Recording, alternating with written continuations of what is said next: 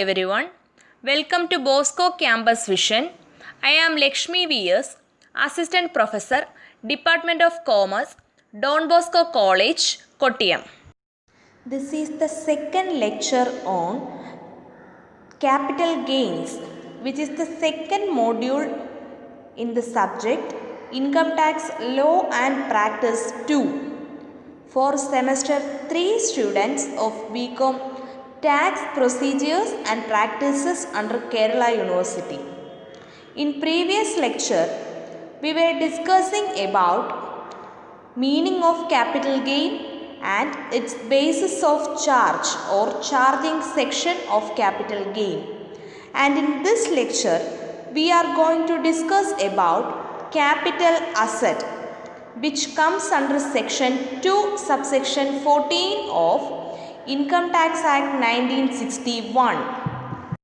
And capital asset means property of any kind held by an assessee, whether connected with his business profession or not.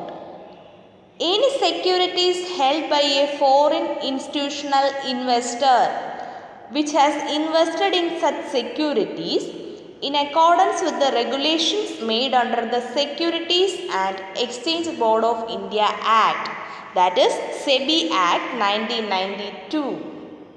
Okay.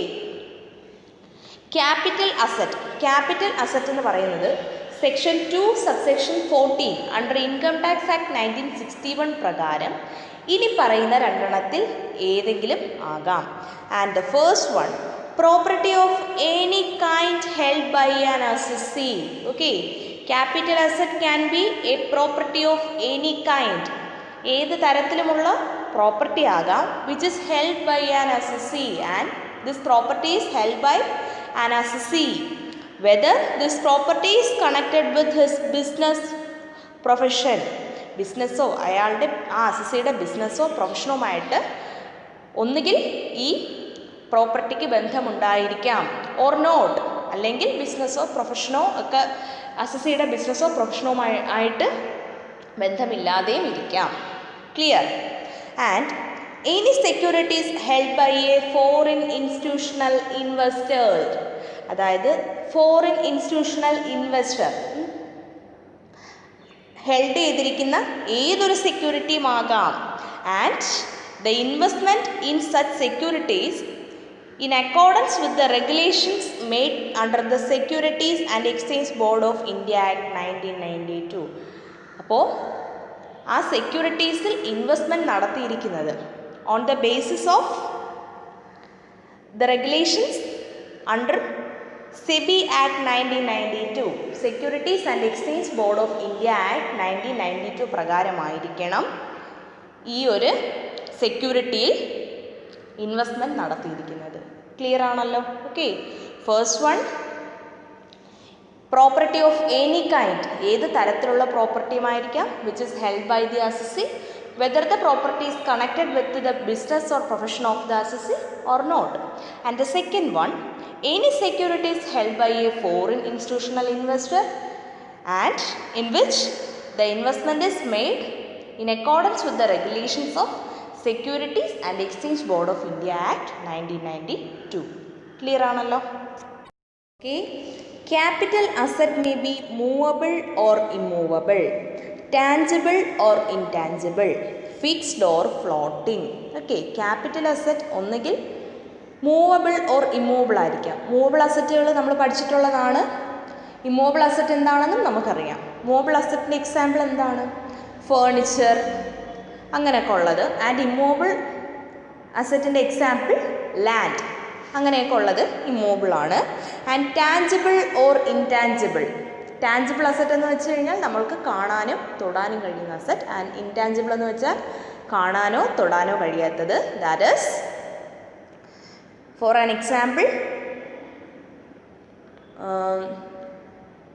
Furniture for tangible asset and goodwill for intangible asset example ആണ്. And then fixed or floating, fixed or floating, അതായത് fixed value ഉള്ള certain assets കാണും. And floating value ഉള്ളത്, അതായത് over a period of time അതിൻ്റെ value change ആയിക്കൊണ്ടേ ഇരിക്കും. Okay, ഇങ്ങനെ ഏത് അസറ്റ് വേണമെങ്കിലും ക്യാപിറ്റൽ അസറ്റ് ആകാം. That is capital asset may be movable or immovable, tangible or intangible, fixed or floating. Clear? Then capital asset includes goodwill, leasehold rights, jewelry, shares, a manufacturing license, etc. കുറച്ച് examples ആണ് capital അസറ്റ്സിന്. It can include goodwill ആകാം, goodwill include ചെയ്യുന്നു, leasehold rights include ചെയ്യുന്നു, jewellery include ചെയ്യുന്നു, shares include ചെയ്യുന്നു, manufacturing licence include ചെയ്യുന്നു. ഇതെല്ലാം എന്താണ്? ക്യാപിറ്റൽ അസറ്റ്സ് ആണ്. Clear? Then property includes any right in or in relation to an Indian company, including rights of management or control or any other rights whatsoever. അതായത് നമ്മൾ first capital asset means എന്ന് പറഞ്ഞപ്പോൾ പറഞ്ഞിരുന്നു property of any kind. അതായത് അപ്പോൾ ആ property it can include any right in an Indian company or any right in relation to an Indian company. ഒരു Indian കമ്പനിയിലുള്ള റൈറ്റ് ആകാം, or in relation to an Indian company, rights related to an Indian company, അതും ആകാം. And these rights can include the rights of management, കമ്പനിയുടെ management related rights ആകാം, or rights of control related rights ആകാം, or any other rights whatsoever, അല്ലെങ്കിൽ കമ്പനിയിൽ നിലനിൽക്കുന്ന എന്ത് റൈറ്റ്സും ആകാം. Clear? Then business undertaking is a capital asset. Business undertaking ഒരു ക്യാപിറ്റൽ അസറ്റ് ആണ്. So gains on transfer of business undertaking are assessable as capital gains. So capital asset ആകുമ്പോൾ അതിൻ്റെ ട്രാൻസ്ഫറിലുണ്ടാകുന്ന ഗെയിൻസ് നമുക്ക് ക്യാപിറ്റൽ ഗെയിൻസിൻ്റെ ആ ഒരു ഹെഡിൽ അസസ് ചെയ്യാവുന്നതാണ്. ക്യാപിറ്റൽ അസറ്റിൻ്റെ ബാലൻസ് പോർഷൻ ഉണ്ട്. It will continue in the next lecture. Hope you all understand about capital asset. Thank you.